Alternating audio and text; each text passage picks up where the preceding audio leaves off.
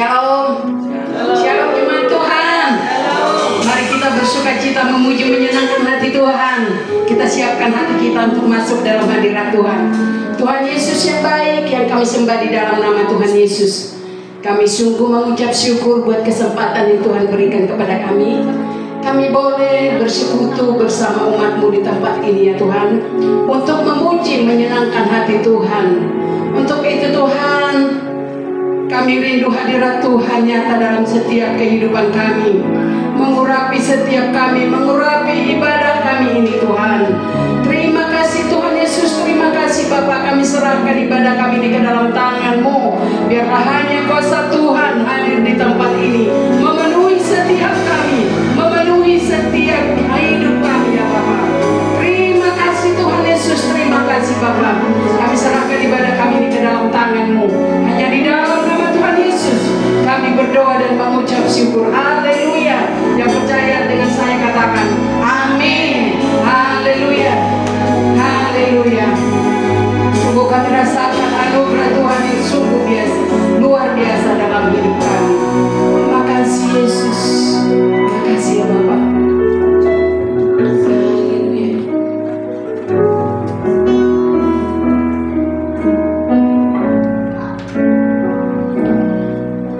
Ku ada sebagaimana ku ada, berdiri menghadap tahta-Mu Bapa. Semua karena anugerah-Mu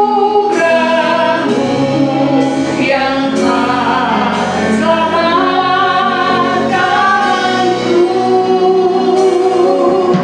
Hidup dalam segala kelimpahan,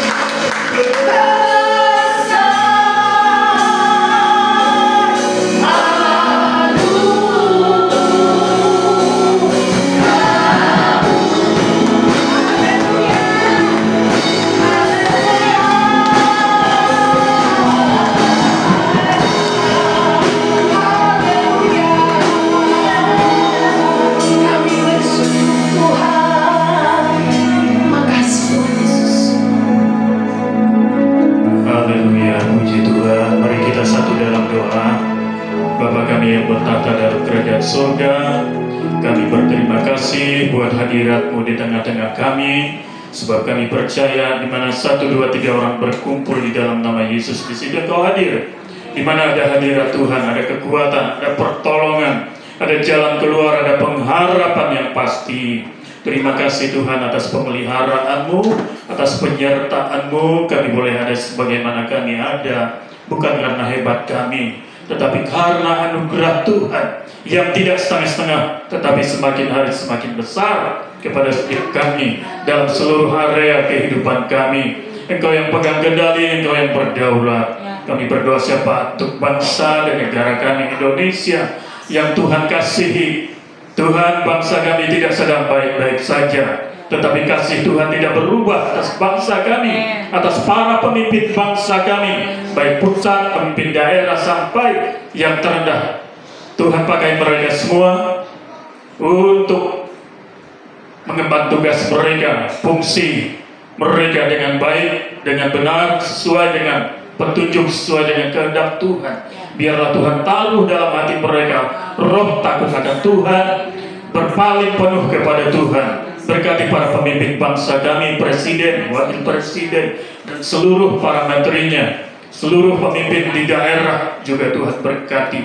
Semua sumber daya di bangsa ini Tuhan berkati, sehingga semuanya dapat digunakan untuk kemuliaan nama Tuhan.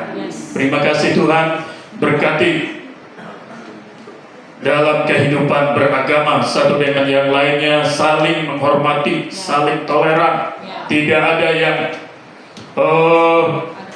mengalami perusakan tempat-tempat ibadah. Tuhan tolong agar Pancasila ditegakkan sepenuhnya di negeri ini Tuhan. Terima kasih Tuhan, kami berdoa untuk gereja-gereja Tuhan yang melaksanakan ibadah hari ini. Tuhan hidupkan gereja-Mu oleh roh-Mu. Tuhan bangkitkan gereja-Mu, nyatakan kemuliaan-Mu atas gereja-gereja-Mu, kasih-Mu, lawatan-Mu atas gereja Tuhan, sehingga gereja Tuhan penuh dengan muatan hadirat Allah, pribadi Allah, kasih Tuhan, tidak kosong, tidak hampa. Terima kasih Tuhan, Kau mengasihi hamba-hamba Tuhan, umat-umat Tuhan di mana saja berada, di kota besar, kota kecil, sampai di pedalaman-pedalaman. Tuhan, berikan kekuatan untuk umat-umat-Mu, anak-anak-Mu, untuk hidup teguh di dalam iman percaya mereka kepada Tuhan Yesus Kristus. Mereka yang sedang mengalami sakit penyakit, mengalami aniaya, Tuhan sembuhkan. Tuhan berikan kemenangan buat mereka semua hari-hari ini Tuhan. Terima kasih Bapa, kami berdoa untuk gereja-Mu di tempat ini. Tuhan, ini gereja-Mu, ini umat-Mu, ini hamba-hamba-Mu. Tuhan memperhatikan, mempedulikan gereja-Mu, umat-Mu di tempat ini. Biarlah setiap hamba-hamba Tuhan, umat-umat Tuhan hidup bertekun di dalam kasih Tuhan, di dalam iman, pengharapan kepada Tuhan Yesus Kristus. Sebab Tuhan tidak pernah berhenti mengasihi kami semua, memelihara, menjamah setiap kami semua. Berkati ibadah ini, Tuhan sudah nyatakan hadirat-Mu di tempat ini. Terima kasih Tuhan, terima kasih, dimuliakanlah nama-Mu. Berkati setiap umat-umat-Mu, kami semua yang akan memberikan persembahan, kiranya kami memberi dengan penuh sukacita sebagai rasa syukur kami, karena Tuhan sudah memberkati kami terlebih dahulu. Terima kasih Tuhan, kemuliaan hanya bagi nama-Mu, di dalam nama Yesus Kristus. Haleluya, amin. Amin. Mari kita siapkan persembahan kita.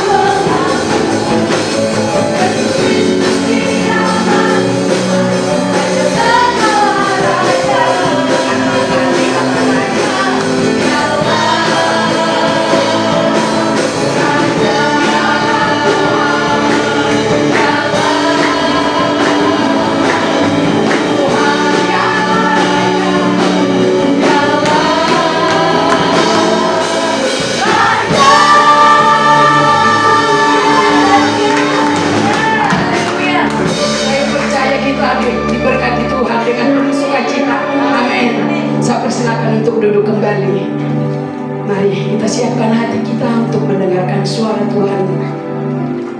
Terima kasih Tuhan Yesus. Terima kasih.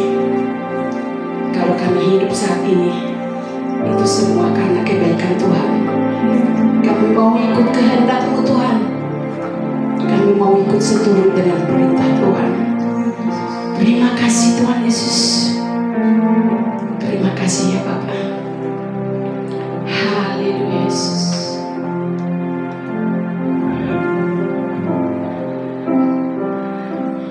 Yesus Kau kebenaran yang menyelamatkanku.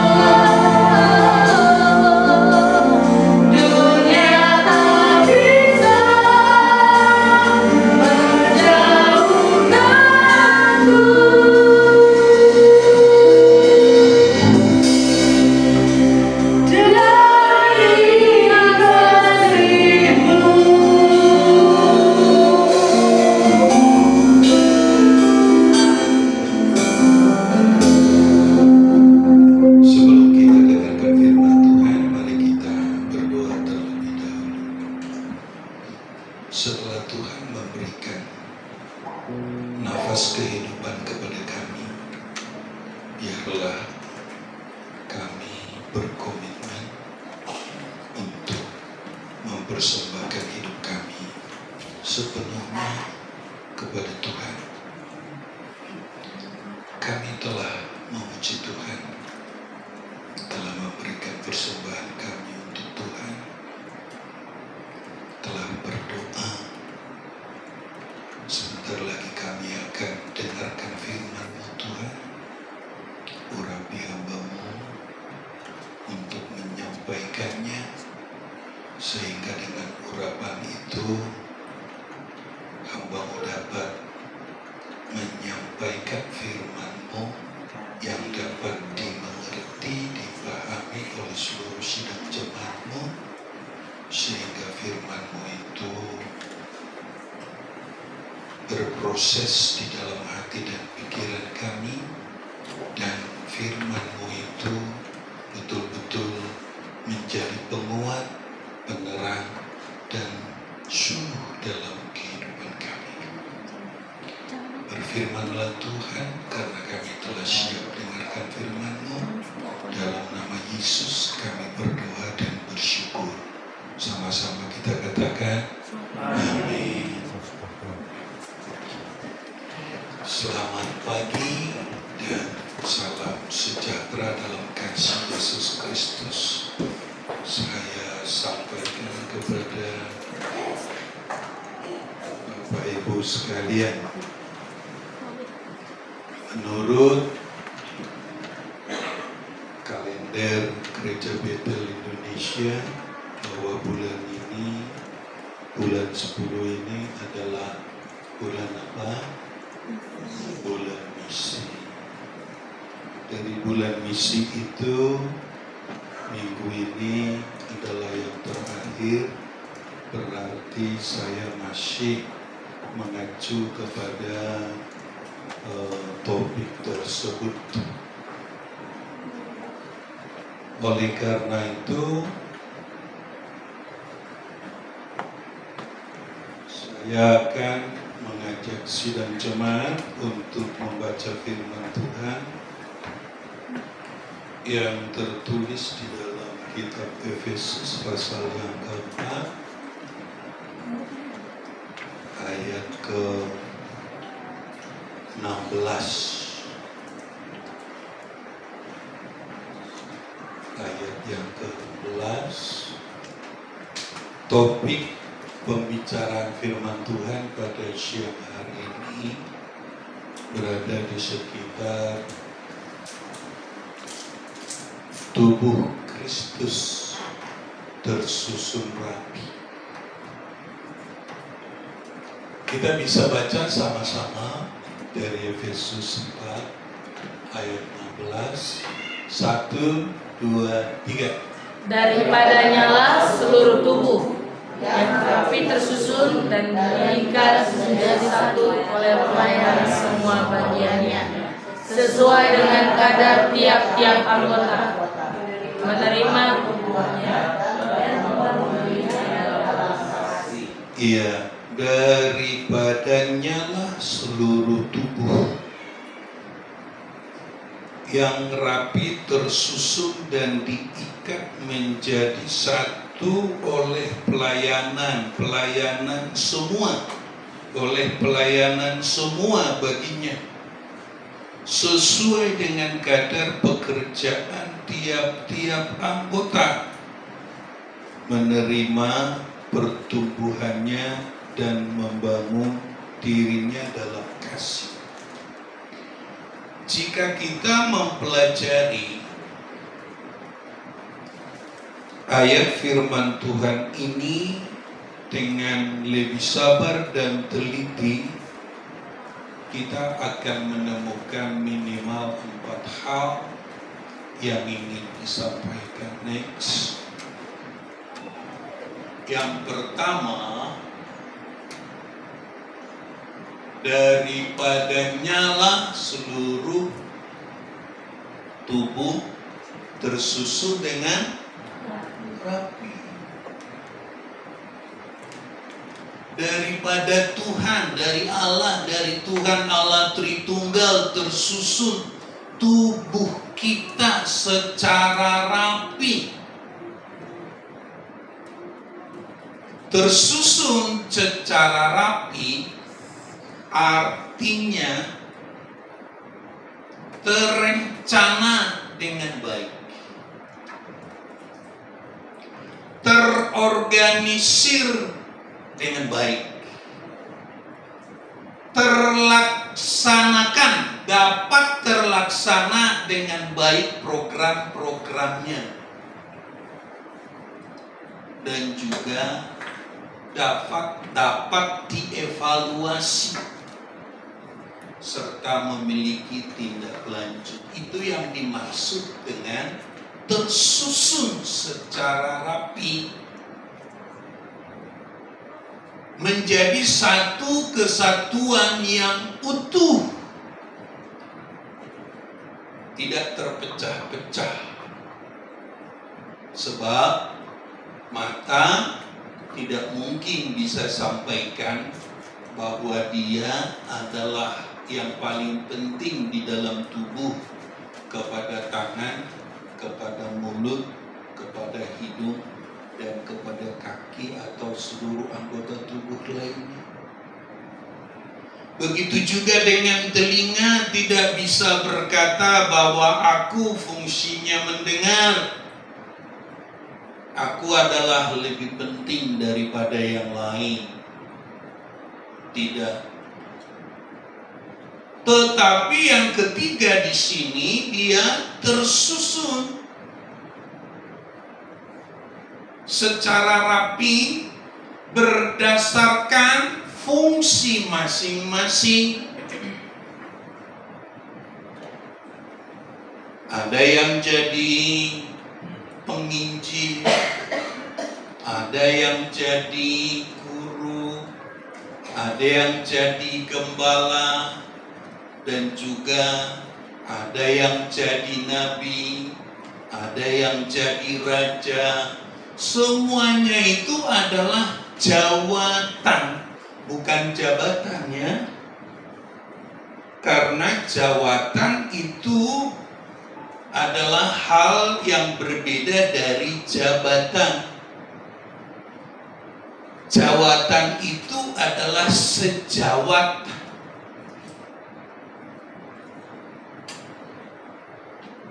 Satu sama lain ekuivalen. Tapi kalau jabatan itu menjabat, jadi jawatan dengan jabatan itu berbeda. Yang dimaksudkan firman Tuhan di sini adalah jawatan, bukan jabatan. Apalah artinya seseorang dari kita warga jemaat memiliki jabatan, tetapi tidak memiliki rasa menjawat. Kita sejawat satu dengan yang lain. Jadi jawatan dan jabatan itu adalah dua hal yang berbeda.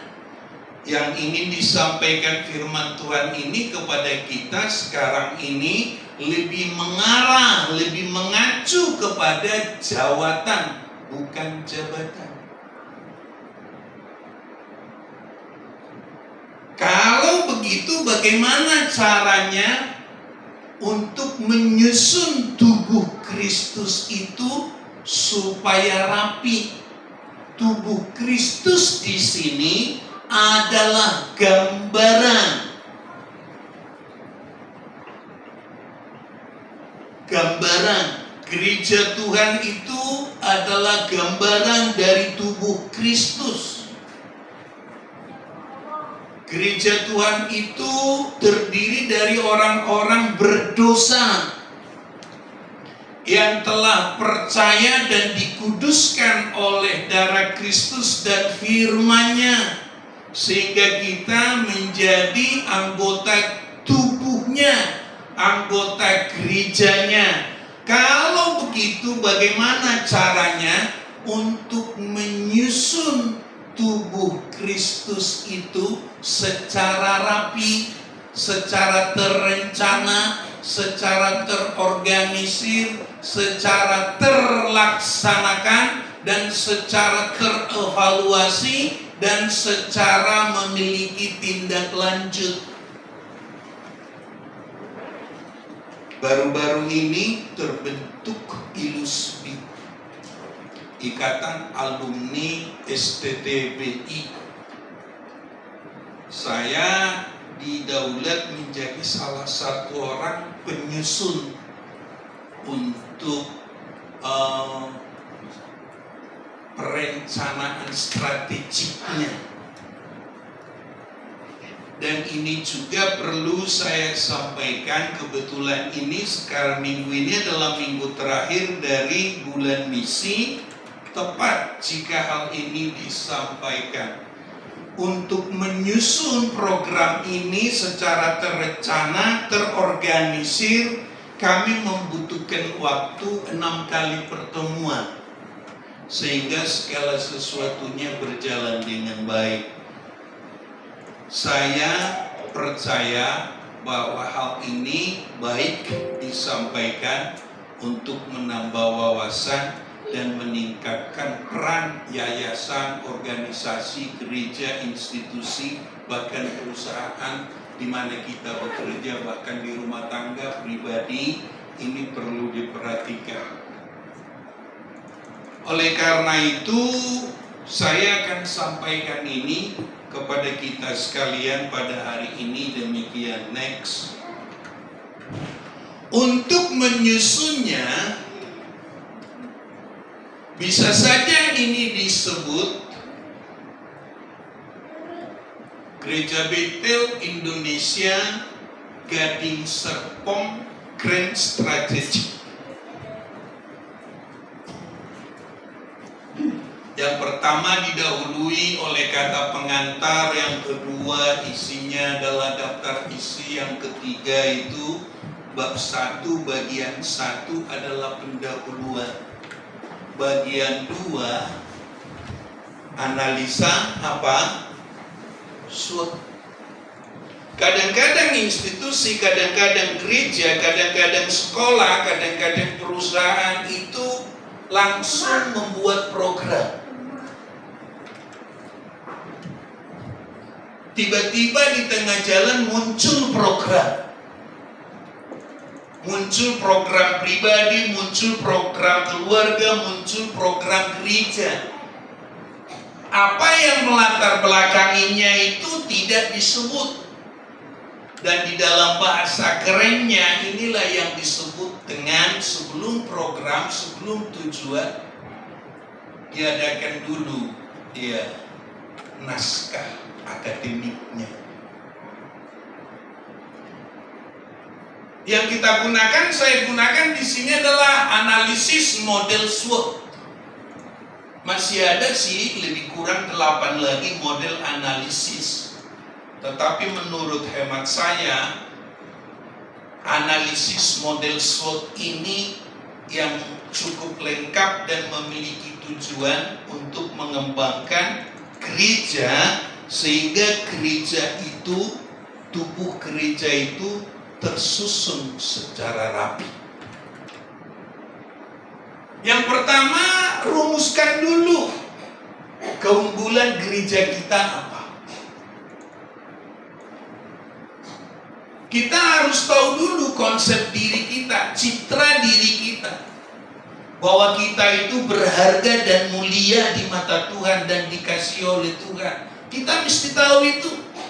Kalau kita kurang memahami hal itu, remaja pemuda, anak-anak tidak sejak dini menyampaikan firman Tuhan yang berkata bahwa engkau adalah mulia, berharga dan dikasihi oleh Tuhan, maka dia tidak akan memiliki wawasan yang baik-baik untuk dilakukan dalam kehidupan sehari-hari.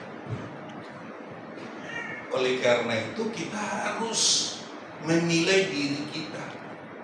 Kita harus melakukan SWOT, penilaian terhadap diri kita, jati diri kita, gambar diri kita, citra diri kita sebagai gereja di tempat ini contohnya.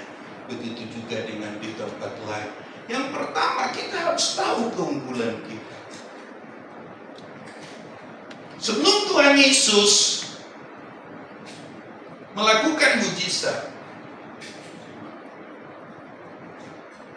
5 roti dan sisa. Apa yang Tuhan tanya kepada murid-muridnya? Apa yang ada pada kamu?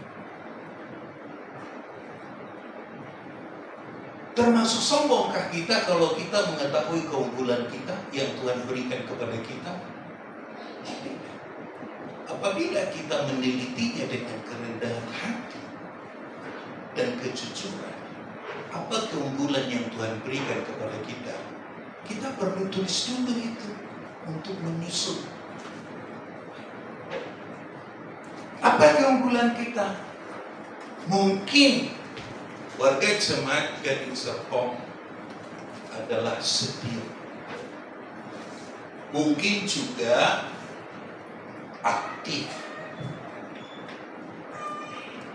Itu perlu kita rumuskan dengan baik. Seperti yang saya sampaikan tadi, di yayasan dan juga di sekolah dan di gereja yang kita layani di Palmera, kita merumuskannya 6 kali pertemuan untuk keseluruhannya.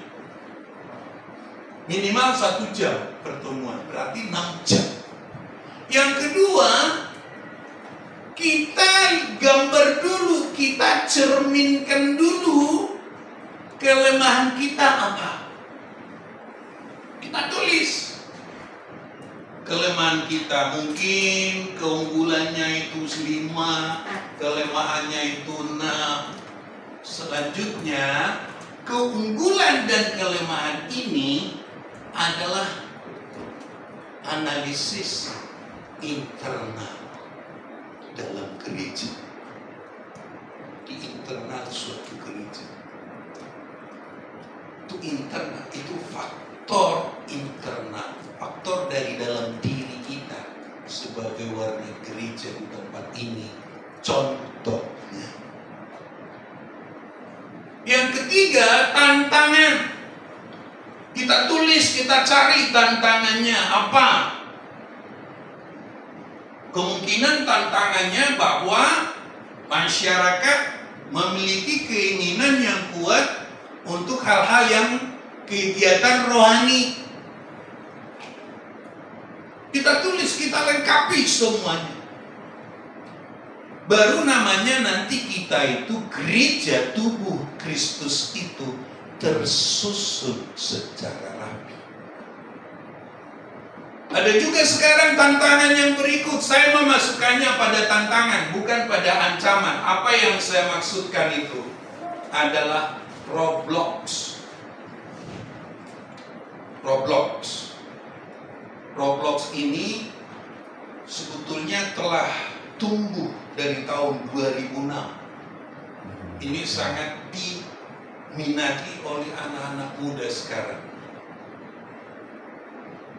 Roblox itu membuat platform atau kerangka kerja game, tetapi di sana bersifat inklusif. Dari siapa saja, bangsa mana saja, warna kulit apa saja, kapan saja bisa bergabung pada Roblox itu, sehingga Roblox itu berbentuk game, tetapi walaupun game bisa dikerangka, dirancang menjadi alat pembelajaran.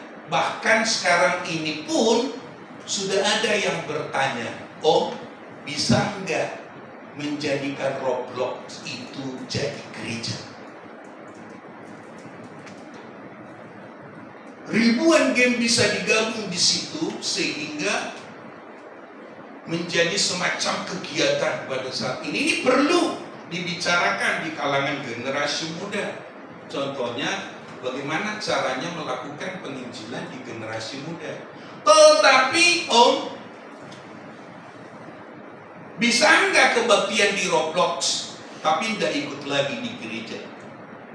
Untuk sementara waktu saya jawab, jangan. Roblox itu hanya perluasan pelayanan, untuk menggantikan ke gereja yang konvensional belum bisa, belum cocok. Kapan nanti cocoknya saya kurang tahu. Saya bersyukur kepada Tuhan jikalau saya masih bisa diperkenan kesempatan untuk menjalani kehidupan pada perkembangan teknologi yang begitu memuncak saat ini. Tahun 89 saya bikin skripsi masih dengan mesin tip. Tahun 2003 magister saya sudah komputer. Sekarang dengan internet,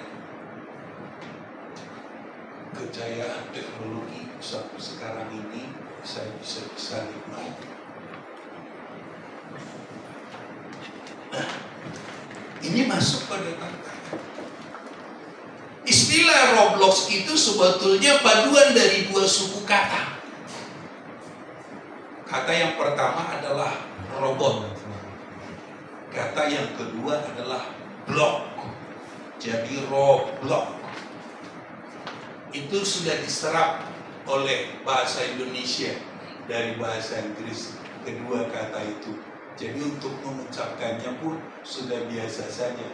Roblox, robot dan blok menjadi permainan. Karena tidak mungkin, ayo pada saat perjamuan kudus bikin roti masing-masing, beli roti masing-masing, kan begitu ya. Nah, nanti lambangnya kan jadi kurang pas itu. Inilah tubuhku yang dipecah. Ya. Nah, dari roti yang satu gitu. Ini nanti rotinya ada roti bakar, ada roti apa? Roti, ada martabak, ada apa? Terus nanti kalau jadi apa? Fellowship digital, ya, yuk kita perjamuan kudus gitu kan. Nah, jadi latar belakang roti yang macam-macam. Nanti begitu juga dengan anggur. Anggur ada yang anggur benar, ada yang Coca-Cola, ada yang Fanta. Anak-anak lebih suka apa? Ada jus gitu kan. Ya, jadi latar belakang. Nah, jadi memang gereja digital yang dilakukan via Roblox saat ini belum bisa menggantikan kebaktian yang konvensi. Ini masuk pada tantangan, bukan pada ancaman. Gereja jangan mau diancam oleh hal yang seperti itu. Kurang bagus namanya, kurang berwawasan teologis kita. Pengembangan teologis kita tentang pelajaran Alkitab itu kurang bagus kalau itu dianggap ancaman. Tapi masukkan pada tantangan. Saya kurang mengerti apa yang dipelajari hari Sabtu kemarin. Mudah-mudahan Roblox juga nanti menjadi salah satu materi yang masuk untuk itu. Cuman batasannya harus tahu, harus konsultasi dengan orang-orang yang ngerti teologi, supaya nanti remaja pemuda jangan berpuas diri dengan melakukan gereja digital via Roblox. Bukan goblok ya, Roblox. Robot dari robot dan blok. Ya. Terus ini harus disusun Bapak Ibu. Apakah hanya pendeta rohaniawan yang bisa menyusun ini? Enggak. Kita sudah patut ikut menyusun ini. Siapapun warga jemaat sudah mesti ikut menyusun ini.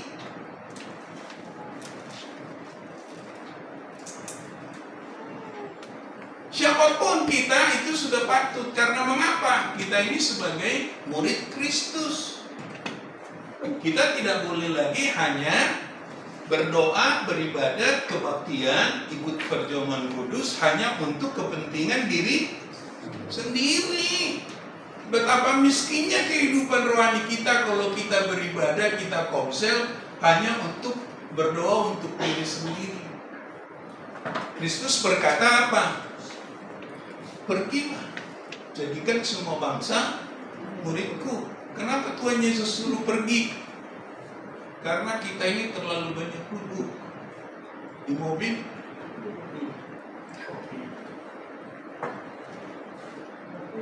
Kebaktian duduk,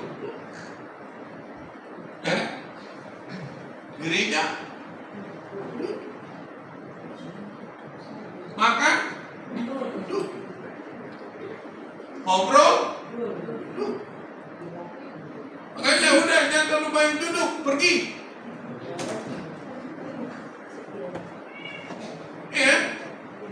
Nah, nanti saya akan sampaikan beberapa hal yang sangat penting untuk kita ketahui sebagai orang Kristen pada zaman ini, supaya kita jangan menjadi orang Kristen D5.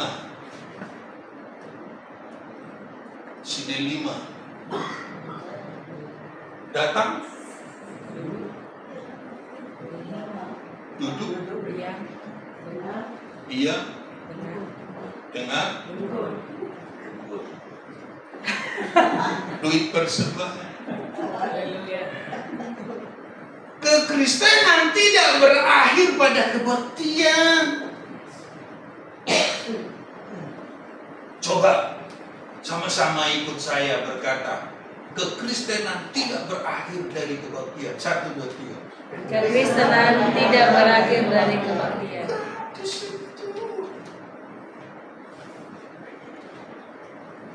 Karena fase kekristenan itu pertama mendengarkan Injil. Setelah dengar Injil, yang kedua percaya dan dibaptis. Yang ketiga menjadi orang Kristen. Yang keempat, setia mendengarkan pengajaran rasul-rasul. Yang kelima, menjadi pelayan di gereja lokal. Masih ada enggak warga jemaat di sini tidak terlibat melayani di gereja ini? Masih ada enggak? Kalau masih ada, daftarkan diri. Enggak boleh cuma D5.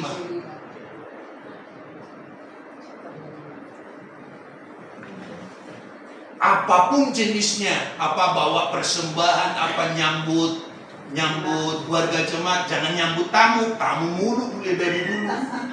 Saya udah lama di sini masih tamu aja. Nyambut jemaat, bawa persembahan, doa, nyapu, geser kursi, itu pelayanan gereja lokal. Di dokumentasi jangan disebut penyambut tamu. Udah berjemaat di sini masih tamu aja.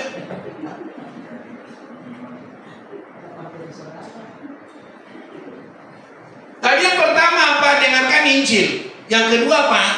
Percaya dan dibaptis. Yang ketiga apa? Menjadi orang Kristen. Yang keempat apa?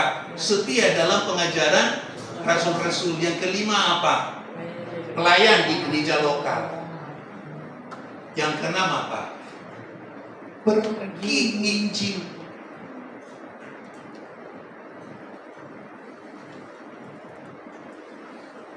Pergi menginjil.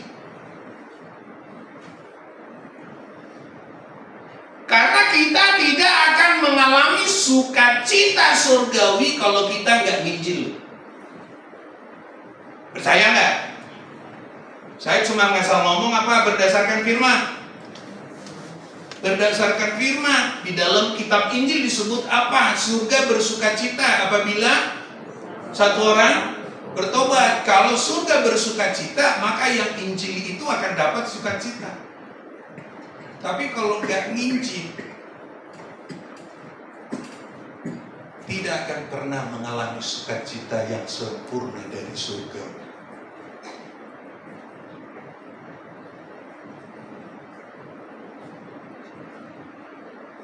Jadi sebagai orang Kristen jangan pernah beranggapan kalau kekristenan itu berakhir pada kebaktian. Enggak. Tapi berakhir di bermuara kemana? Pergi. Next. Bagian yang ketiga, rumuskan visi misi. Visi itu adalah penglihatan moral yang dari Tuhan tentang masa depan. Itu visi. Yang kedua, misi adalah tugas khusus yang diemban gereja. Di sini saya tuliskan 5. Yang pertama itu melaksanakan persekutuan ibadah gerejani secara inovatif. Maka ini nanti harus ada bidang tersendiri yang menangani kebaktian ini. Yang kedua, melaksanakan pelayanan pastoral kritis. Apa yang dimaksud dengan pelayanan pastoral kritis? Pelayanan penggembalaan terhadap orang-orang atau warga jemaat yang membutuhkannya. Mungkin karena terjadi musibah, ada saudara atau ada anggota keluarga yang meninggal, dan juga yang sakit dan lain sebagainya. Itu karena kaget dan lain-lain. Itu pelayanan kritis. Harus ada satu bidang menangani ini. Yang ketiga, melaksanakan pelayanan bidang sosial. Bidang sosial itu bukan hanya sekedar ekonomi, tapi sosial budaya, sosial, karena manusia itu adalah makhluk sosial. Hanya ngobrol saja dengan seseorang itu tentang perkembangan imannya, itu pelayanan sosial. Itu harus ada yang khusus melayani ini.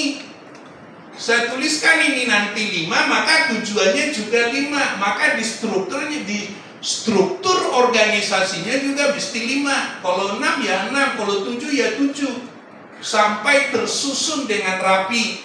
Melaksanakan diklat dan pemuridan secara luas terhadap warga jemaat, melaksanakan pekabaran Injil. Sekarang saya mulai menjelaskan dari yang pertama. Yang pertama apa? Bapak Ibu sekalian, melaksanakan persekutuan ibadat di gereja secara inovatif, melaksanakan kebaktian ibadah. Ada beberapa hal yang mesti diperhatikan di dalam melaksanakan kebaktian dan pujian. Di antaranya 1, memilih pujian menentukan tinggi rendahnya pujian. Karena untuk menggabung suara perempuan dengan pria itu satu hal yang sulit. Lebih cenderung lebih tinggi suara perempuan, apalagi lebih tinggi perempuan. Jadi kalau perempuan yang pimpin pujian, perhatikan pria. Karena suaranya pada umumnya adalah rata-rata. Jangan karena perempuan yang pimpin pujian dia ambil nada tinggi, terus bapak-bapak dan lelaki terseok-seok ngikutinnya.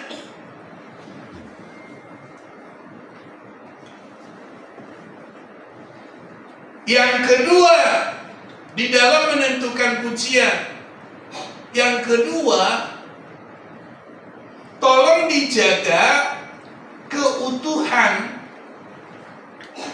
daripada pujian itu. Ada kadang-kala pemimpin pujian mengkotak-kotakan, memutilasi urutan ibadah. Jangan diganggu keutuhan dari kebaktian. Salah satu contoh, bagian yang pertama adalah pujian dan penyembahan. Ada begitu kan? Bagian yang kedua adalah doa, yang ketiga adalah firman Tuhan. Sekarang saya tanya, apakah pujian dan penyembahan yang memuji Tuhan, yang menyenangkan hati Tuhan saja? Enggak. Urutan ibadah itu jangan dimutilasi, jangan dikotak-kotakan. Datang ke gereja ini memuji Tuhan, salaman dengan yang lain itu memuji Tuhan, menyanyi itu memuji Tuhan, Memberikan persembahan itu juga memuji Tuhan. Mendengarkan firman Tuhan juga memuji Tuhan. Jadi semua bagian dari ibadah itu memuji Tuhan. Jangan dimutilasi. Kalau bagian ini adalah pujian dan penyembahan, enggak. Semua rangkaian ibadah itu adalah memuji Tuhan. Itu yang kedua yang patut dipertimbangkan oleh pelayan-pelayan jemaat yang bersusun dengan rapi. Yang ketiga yang patut dipikirkan apa? Soal tempo itu tidak terlalu masalah, karena tempo cepat Tuhan juga suka, tempo lambat Tuhan juga suka. Yang ketiga, harus betul-betul mencari pujian yang memiliki kata-kata bermakna untuk memuliakan Tuhan. Mencari pujian, menentukan pujian. Yang ketiga, yang memiliki kata-kata bermakna memuji Tuhan. Coba tampilkan nyanyian Pilihanku.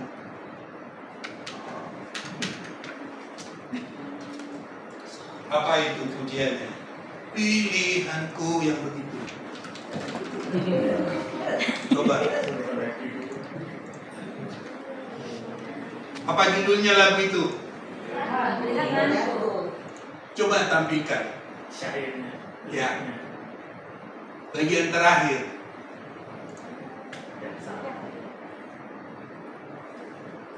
Adalah pilihanku. Yesus, kebenaranmu adalah pilihan. Benar gak?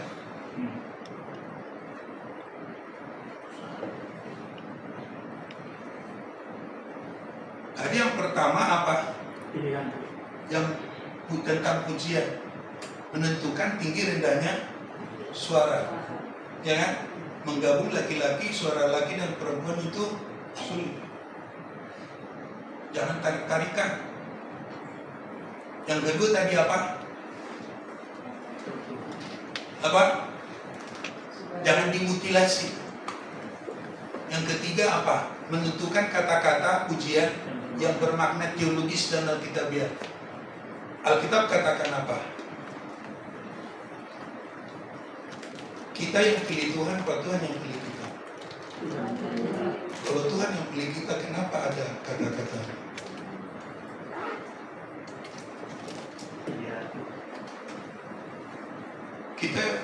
Kamu yang pilih Tuhan, apa Tuhan yang pilih kita? Tuhan yang pilih. Ayat Alkitab katakan, bukan aku.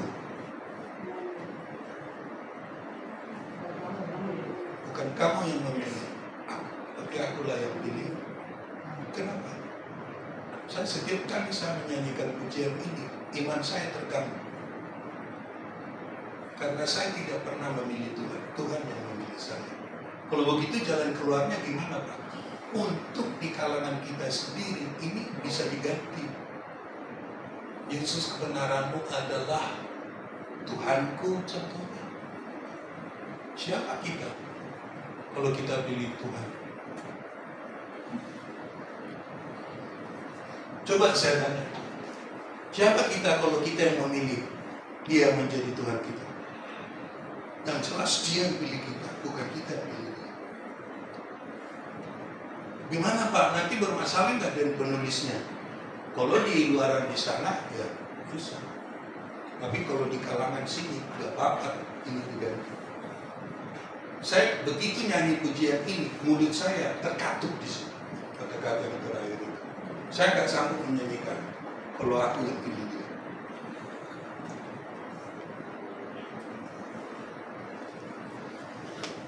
Yang saya permasalahkan bukan temponya, bukan ritmenya. Karena saya tahu Tuhan senang yang tempo cepat, yang lambat juga Dia senang.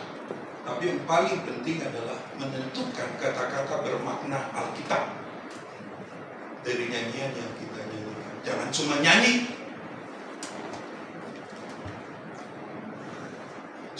merasa bersalah menyanyikan bagian terakhir ini. Saya seringkali ganti sendiri. Tuhanku saya nyanyikan di sini. Siapa kita? Kita yang pilih Tuhan. Alkitab katakan Tuhan kau yang pilih kita.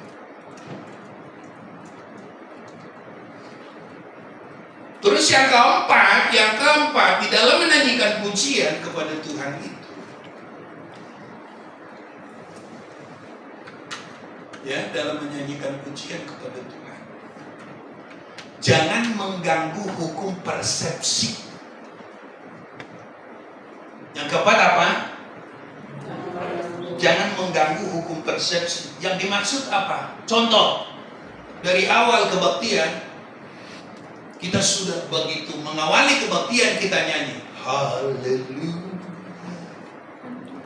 haleluya, selesai. Lihat sini, iman kita kan dari start kan sudah naik kan? Sudah naik kan? Sudah naik penyembahannya kan? Haleluya, haleluya. Ini kan pujian yang paling bermakna teologis. Tidak ada kata pujian Kristiani yang lebih daripada pujian ini. Haleluya 12 kali. Kita menyanyi, jemaat imannya sudah diangkat ke atas. Begitu selesai, amin, tahapan selanjutnya silahkan duduk. Setelah itu bawa pemimpin pujian berkata, Shalom, apa kabar? Turun lagi gak? Persepsinya turun lagi gak? Turun lagi. Tadi di awal kita sudah nyanyi aja untuk bersekutu dengan Tuhan. Tapi begitu amin, silakan duduk. Terus shalom, apa kabar? Turun lagi dari nol, naik lagi, mengganggu persepsi.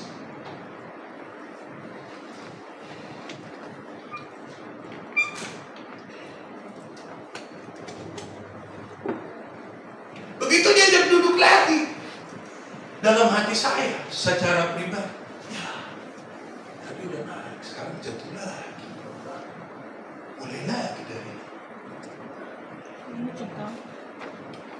Jadi harus tuh, mulai dari awal pujian sampai pemberitaan firman Tuhan harus naik. Jangan begini, mengganggu hukum persepsi itu, mengganggu keseriusan beriman itu.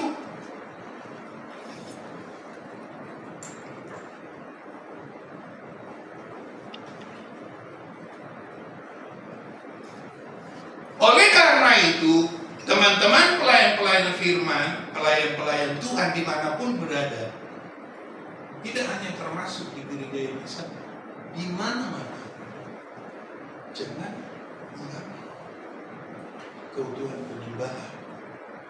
Terus yang kelima sekarang, jangan mengganggu ketertiban ibadah. Orang sudah beribadah, ada yang datang dari belakang, maju ke sini. Begitu kan kita diberkati Tuhan semua kan. Badannya kan gede-gede ya, jalannya sempit kan. Haleluya. Terus dia jalan, nyenggol. Turun lagi.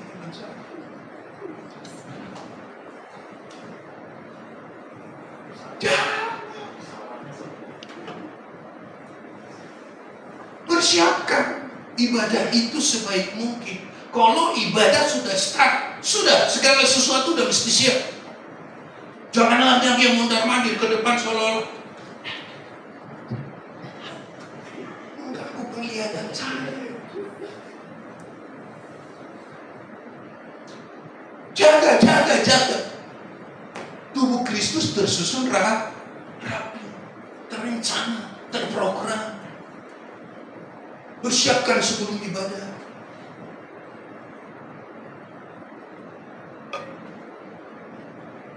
Jangan ada yang lalu lalang. Kalau anak-anak itu belum terlalu mengganggu konsentrasi kita di dalam kebaktian. Terlalu cepat kita memaklumi karena dia anak. Tapi kalau orang dewasa seolah-olah terlalu banyak urusan di dalam kebaktian, Udah kebaktian tapi masih ada urusan yang belum selesai untuk dikerjakan. Sehingga mondar mandir ke sana kemari, ke depan, ke belakang. Itu juga nyenggol masih.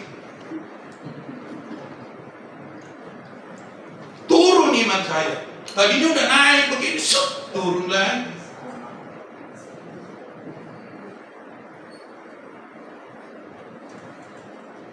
Itu nggak tersusun rapi. Saya harus sampaikan ini. Sebab saya nanti ditegur oleh Tuhan kalau saya tidak sampaikan. Kalau saya sudah sampaikan, pelayan-pelayan Tuhan dimanapun berada, tidak hanya di sini saya sampaikan ini, dia tidak berubah. Udah tanggung jawab dia.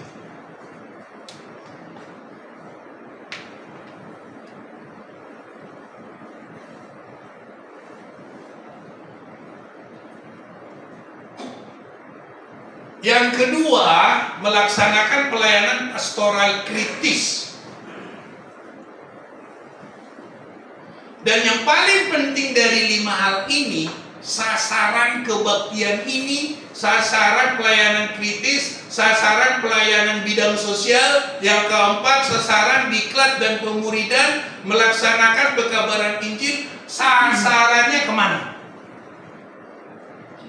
Ayo. Sasarannya kemana? Ada 2. Sasaran yang pertama itu ke dalam, dan yang kedua itu keluar. Harus berbasis penginjilan. Jangan membiasakan diri ibadah itu berakhir pada ibadah, tetapi harus berakhir pada penginjilan.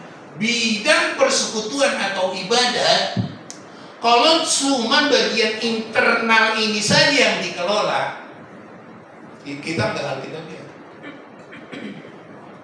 Jadi maksudnya apa? Mengelola ibadah tapi sasarannya keluar. Artinya apa? Ibadah yang kita lakukan itu harus berbasis penginjilan.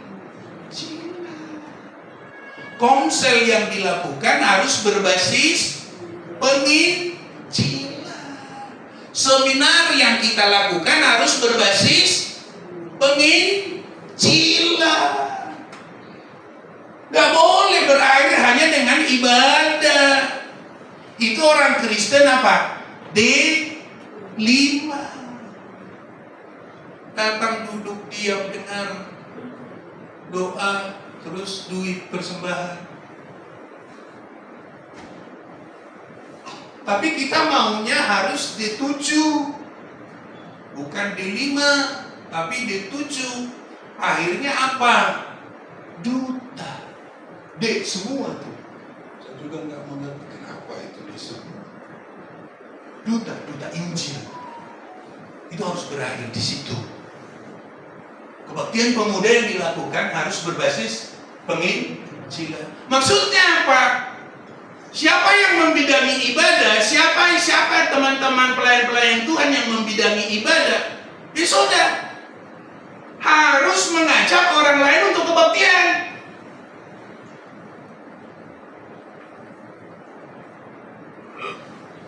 Cuman persoalannya kalau kita bawa ke sini jiwa baru, kita udah sanggup belum terima? Saya tanya. Udah sanggup belum? Kita berdoa, Tuhan datangkan jiwa baru. Baru itu jiwa baru datang, kita udah sanggup belum terima? Kita udah sanggup belum bersekutu bersama-sama dengan dia? Apalagi contohnya dia dari sebelumnya latar belakangnya itu dari agama lain contohnya, ya kan? Bagi agama lain, roh itu mini kan, begitu lihat begini, pahanya, astagfirullahaladzim, masa begitu sih gitu? Udah sanggup belum?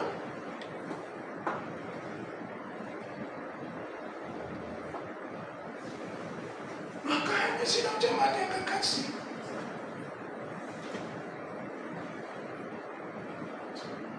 jangan pilih-pilih. Betul nggak? Yesus katakan apa? Aku datang untuk mencari dan menyelamatkan orang berdosa. santai aja, jangan hanya yang terpelajar aja, jangan yang hanya yang bisa diajak ngomong. Terus setiap orang kan punya karakter yang berbeda-beda. Itu udah sanggup belum terima mereka menjadi satu komunitas di tempat ini, di tempat sana, di tempat manapun.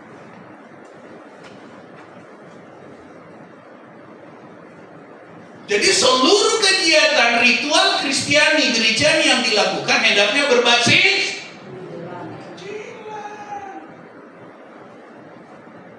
supaya merasakan sukacita surga yang sejati, penginjilan.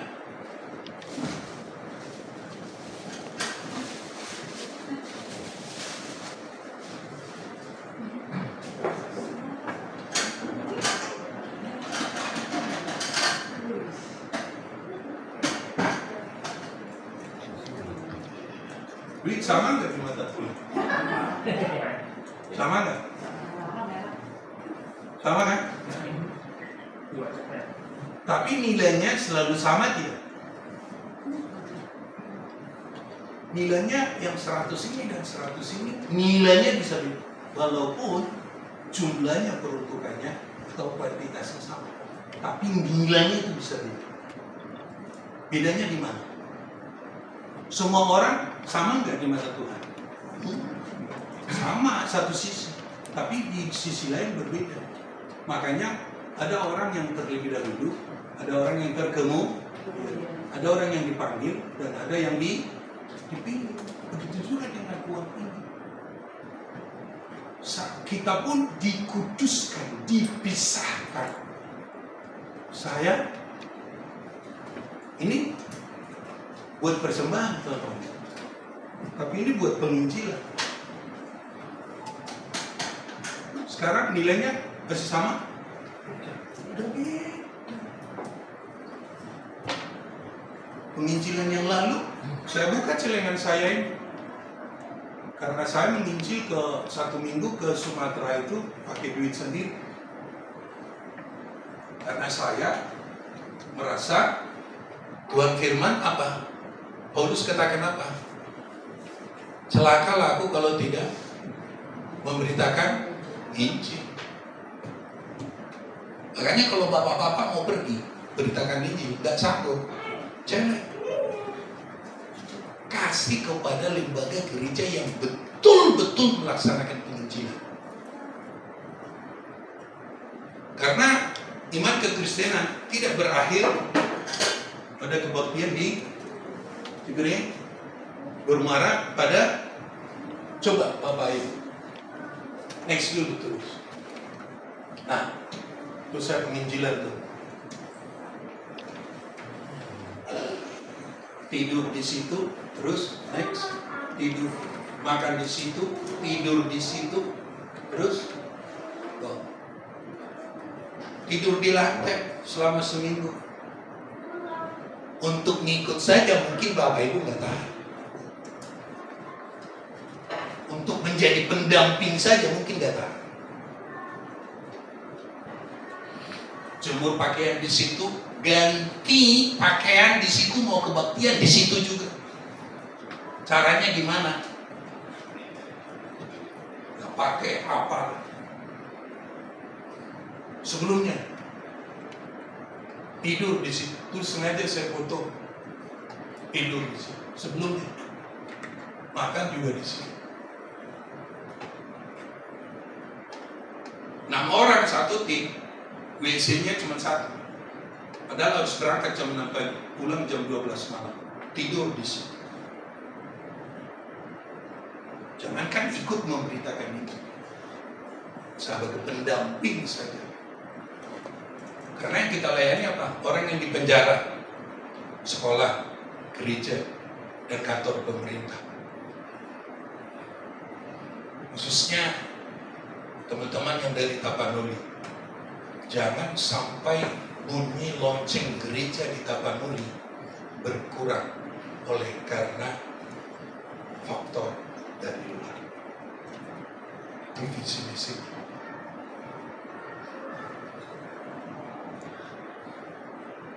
Gereja selesai selesai kebaktian begini, kami kasih duit ke pendetanya, selesai kebaktian, makan bersama. Duit yang sudah kita cari. Di sekolah 300 siswa, kita beli kue 300 biji satu-satu, selesai itu. Penjara kita bawa pop mie 60 orang, kita beli pop mie untuk penginjilan. Karena mengapa? Di mana unsur penginjilannya di sana? Untuk keluar dari selnya saja di penjara itu, mereka mau kumpul-kumpul. Ya sudah, pada saat mereka kumpul, itu kan mereka kan gak semua orang Kristen. Tapi untuk keluar dari sel, mereka bisa menginjil. Saya selama menginjil di penjara, sudah 2 orang yang bertobat, terima Yesus Kristus sebagai Tuhan dan Juru Selamat. 1 tahun. Beritakan Injil. Nah, begitu juga next bisa next. Terus. Jadi tujuan, rumuskan tujuan. Pendek dan panjang. Yang keempatnya program. Ya.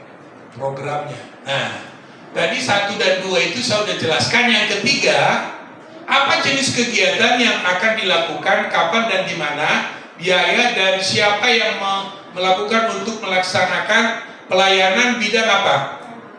Sosial. Ya kan? Sosial. Pelayanan sosial. Ini harus berbasis juga apa? Penginjilan. Jadi seluruh kegiatan di gereja yang dilakukan tidak boleh berhenti pada kebaktian. Tetapi semuanya harus bermuara kepada apa? Pemberitaan Injil. Contoh, Komsel. Udah lakukan Komsel kan? Udah, puji Tuhan. Tapi kalau mau jujur, berakhirnya di mana?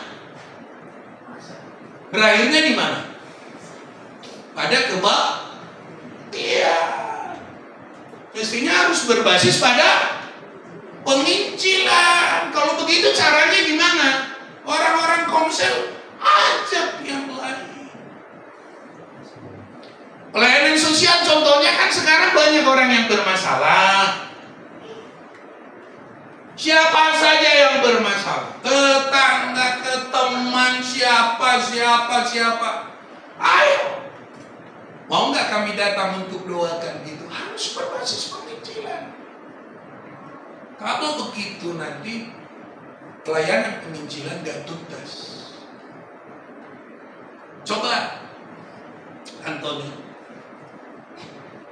searching di Google, berapa persen orang Kristen di seluruh dunia sekarang ini? Dari 7 miliar itu berapa persen? Ada nggak 33% atau 27-28%?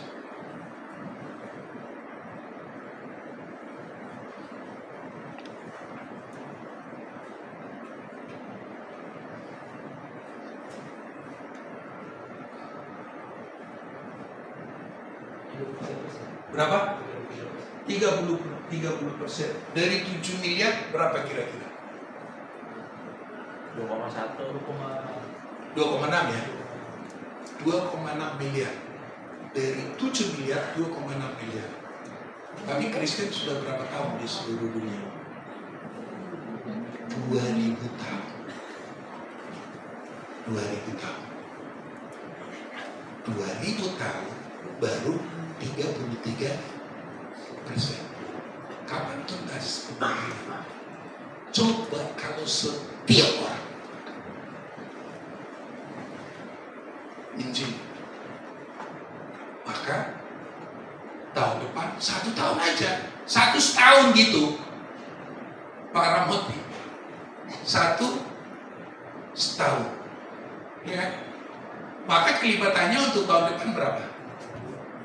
6 miliar. sekian. Tidak membutuhkan harus 2000 tahun. Jadi harus bermuara kepada penginjilan.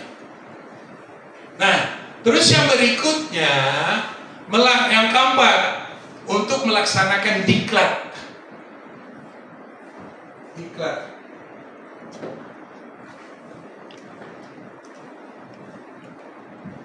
Saya di gereja di Palmera bikin diklat itu materi katekisasi prabaptisan air sampai begini banyak. Ini 12 kali pertemuan, tapi bisa dijadikan 10 kali pertemuan, bisa dijadikan 8 kali pertemuan. Setelah mereka selesai, saya kasih sertifikat. Materinya ini. Sertifikat namanya ini. Materinya ini. Itu nomor 4. Diklat. Ya. Jadi katekisasi prabaptisan, katekisasi pranikah, materinya harus kita rumuskan sendiri. Jangan cangkok dari orang lain terus dimasukkan ke salah satu organisasi. Jangan. Harus kita yang merumuskan. Karena yang punya visi misi adalah kita. Kembali kepada visi tadi, misi tadi. Tidak hanya ke gereja ini saja saya sampaikan. Maka visi dan misi semestinya harus tampak pada setiap warga jemaat yang datang langsung bisa membaca. Jadi mesti dibikinkan apa namanya itu? Yang bisa berdiri digeser-geser. Visi dan misi itu harus dipaparkan di situ, dicantumkan. Kalau mau melanjut studi tentang teologi, ini bisa diperhitungkan. Dan kita sudah ikut terima baptisan, ini juga dapat sertifikat. Mestinya begitu. Ini saya kasih untuk gereja 12 kali pertemuan ya. Boleh dijadikan acuan. Nggak dipakai, nggak menghafal, tapi acuan bisa. Next yang berikut. Yang kelima, ini yang disebut penginjilan tadi. Pergi. Siapa saja. Saudara kita, keluarga kita, siapa. Nah, terus yang saya akhiri, nah ini. Yang paling atas itu gembala. Yang ke kiri itu adalah staf tata usaha. Di situ kan ada 5 ya. Ada 5 ya.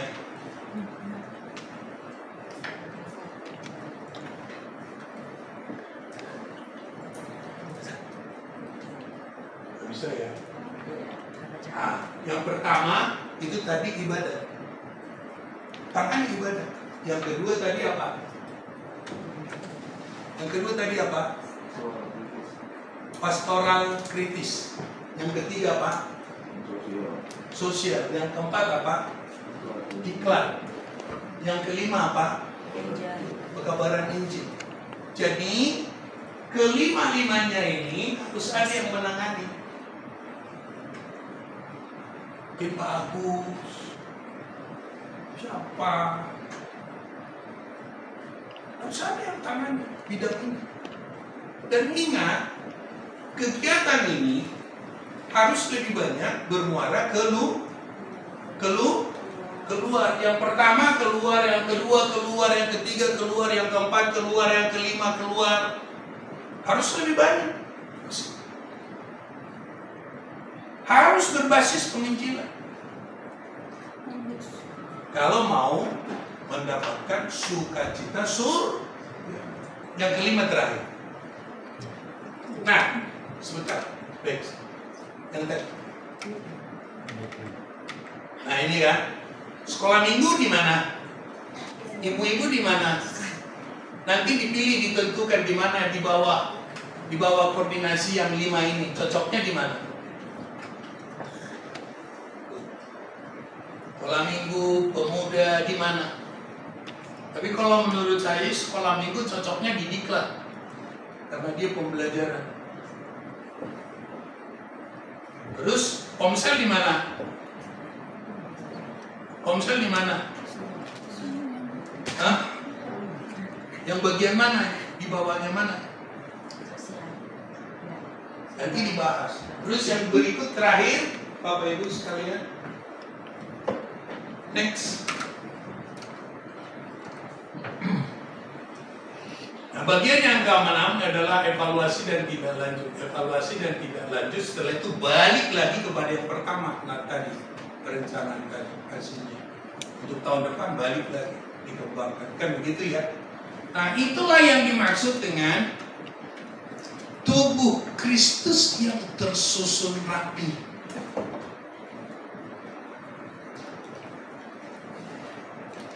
Tubuh Kristus yang terencana. Tubuh Kristus yang terlaksanakan. Tubuh Kristus yang dapat dievaluasi. Dan tubuh Kristus yang dapat ditindaklanjuti.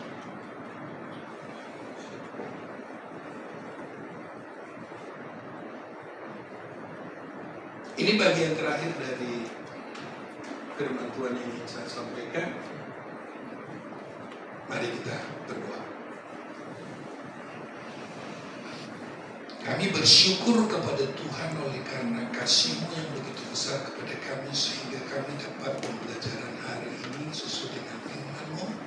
Izinkan gereja-Mu di tempat ini untuk mengembangkan pelayanannya yang tersusun rapi sama seperti tubuh Kristus. Engkau adalah kepalanya. Terpujilah nama Tuhan kekal selama-lamanya. Dalam nama Yesus kami berdoa dan bersyukur. Sama-sama kita katakan amin.